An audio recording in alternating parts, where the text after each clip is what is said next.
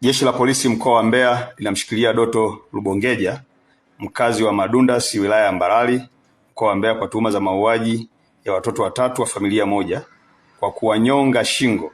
Watoto waliouawa ni Petro Amos miaka 8, Samu Amos miaka 6 na Nkamba Amos miaka 4, wote wakazi wa kijiji cha Madundas.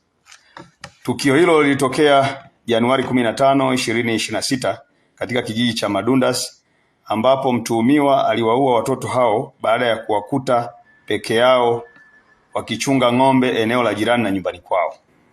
Baada ya kutekeleza mauaji hayo, aliiba ng'ombe 15 walizokuwa wakichunga watoto hao, kisha kuziswaga na kwenda kuzificha nyumbani kwa mjomba wake aitwaye Masoda Kurwa, anayeishi kijiji cha Madundas B, na kuanza kutafuta mteja, ambapo alifanikiwa kuwauza ng'ombe hao na kupata fedha kia taslim shilingi milioni 5.1 laki.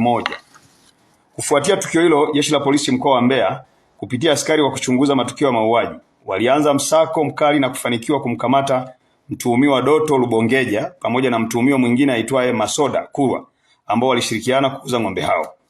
Kupitia msako huo, askari hao walifanikiwa kuwapata ng'ombe wote 15 waliokuwa wameibiwa pamoja na fedha taslim kiasi cha shilingi milioni 5.1 laki zilizopatikana baada ya kuuzwa kwa ng'ombe hao. Uchunguzi wa awali umebaini kuwa chanzo cha tukio hilo ni tamaa ya kujipatia mali kwa njia isiyo halali. Upelelezi unakamilishwa ili hatua za kisheria ziweze kuchukuliwa dhidi ya watuhumiwa. Jeshi la Polisi mkoa wa Mbeya linatoa wito kwa baadhi ya wanajamii kujiepusha na tamaa za kujipatia mali kwa njia isiyo halali na badala yake kutafuta shughuli halali kwa ajili ya kujipatia kipato halali na sio kufanya uhalifu na ukatili kwa watoto kama ilivyofanyika katika tukio hili.